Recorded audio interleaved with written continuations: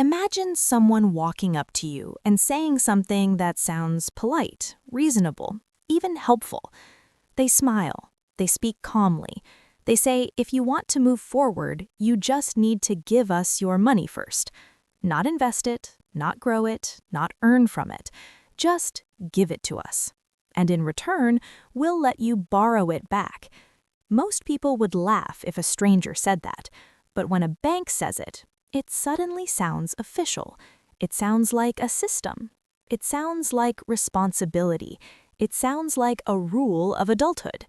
This is the strange logic behind secured credit cards. At first glance, secured credit cards feel reasonable, almost comforting. They're often described as a fresh start, a second chance, a safe way to rebuild trust with the financial system. They're recommended to people who are just starting out, students, young adults, people recovering from debt, people who made mistakes and want to fix them. And the pitch is always the same. You're not ready for real credit yet, so prove yourself first. That idea alone is powerful because most people already feel like they have something to prove. They want to show they're responsible. They want to show they've learned.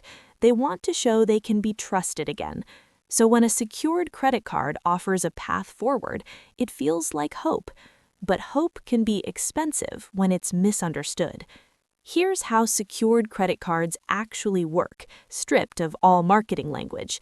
You give the bank a cash deposit, usually a few $100s, sometimes more. That money is no longer usable by you, it's locked away. Then the bank issues you a credit card with a limit equal to that deposit. If you give them $300, you get a $300 limit. Nothing new is created. The bank does not lend you money. They do not take a risk. They do not extend trust.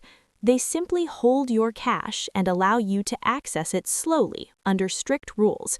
This is the part most people gloss over, because the word credit suggests borrowing.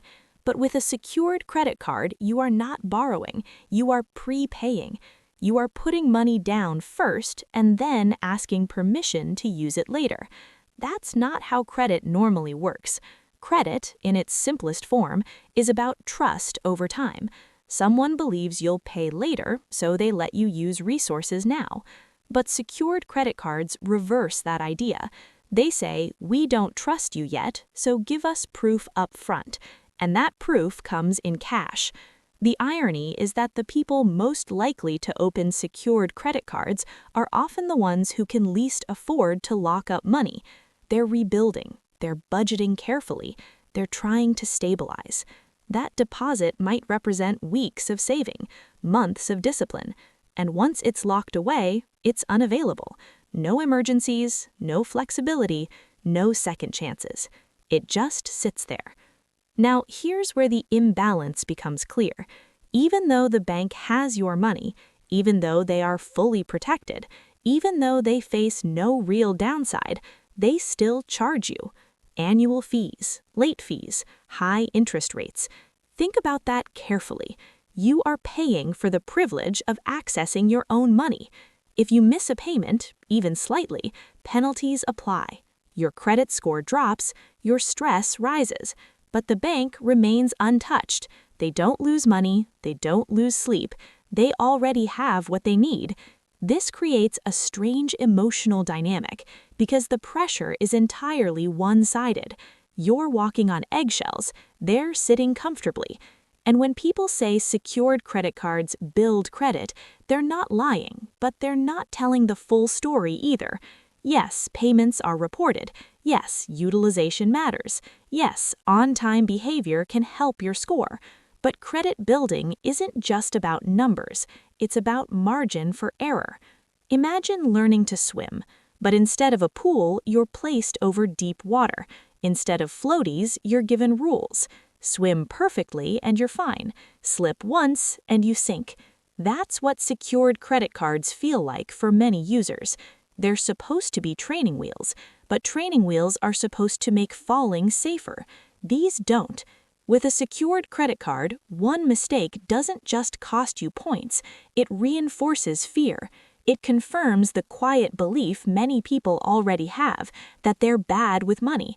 That belief is powerful and dangerous because when people feel ashamed, they don't experiment, they don't learn, they don't ask questions, they just comply. And compliance is very profitable for systems that don't share risk. Let's talk about the ladder metaphor. Building credit is often described as climbing. You start low, you work your way up.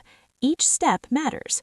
But secured credit cards often feel like ladders with cracked rungs. You can climb, but you have to go slowly, very slowly. And the ladder doesn't adjust to you. It doesn't care about your life.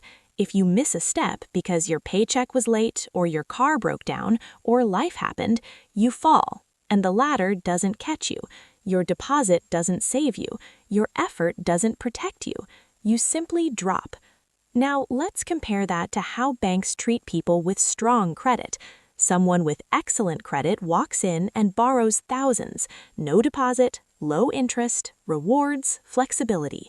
The bank takes real risk, but they trust the person.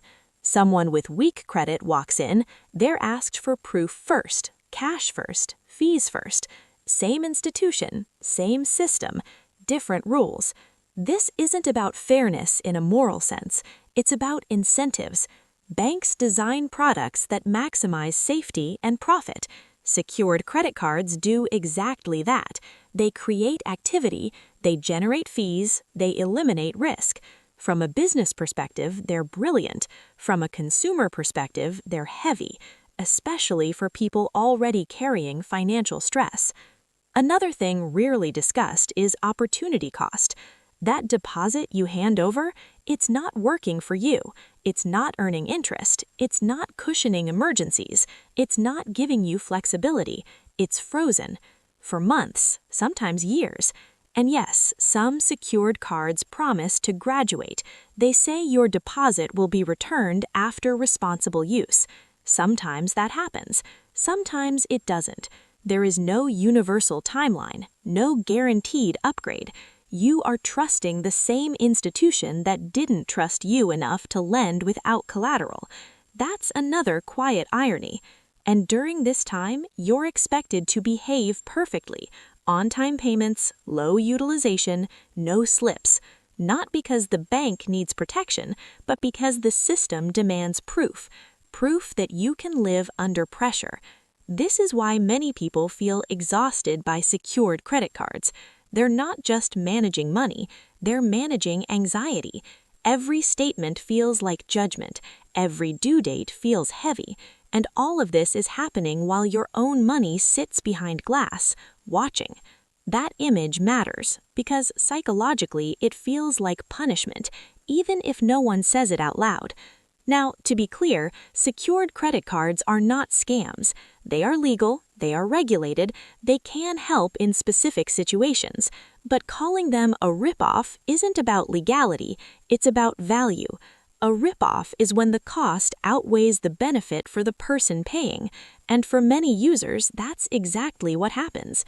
They pay fees, they lose flexibility, they carry stress, all to access money they already earned. There are alternatives: credit builder loans, authorized user strategies, starter cards with low limits, options where mistakes don't hurt as much, options where your cash isn't locked away. But these alternatives are rarely pushed as hard because they're less profitable. And that brings us to the real takeaway. Secured credit cards exist because they work for banks. They are safe, predictable, low risk. But safety for institutions often means pressure for individuals, especially those trying to rebuild. So before you open a secured credit card, pause. Ask yourself why this is the option being offered. Ask what you're giving up. Ask whether the lesson being taught is responsibility or obedience. Because true financial growth comes from understanding systems, not just following them. Credit should be a tool, not a test. It should help you move forward, not hold your past mistakes hostage. And the most important question you can ask isn't, will this build my credit? It's this: does this give me room to breathe? because progress doesn't come from pressure alone. It comes from stability, from flexibility, from being trusted enough to learn without fear. So if you use a secured credit card, use it with intention. Know what it is, know what it isn't, and don't confuse access with opportunity. Sometimes the most expensive thing you can rent is your own money. Thanks for watching our video. Like and subscribe our channel for more informative videos. Don't forget to press the bell icon and notification of new videos.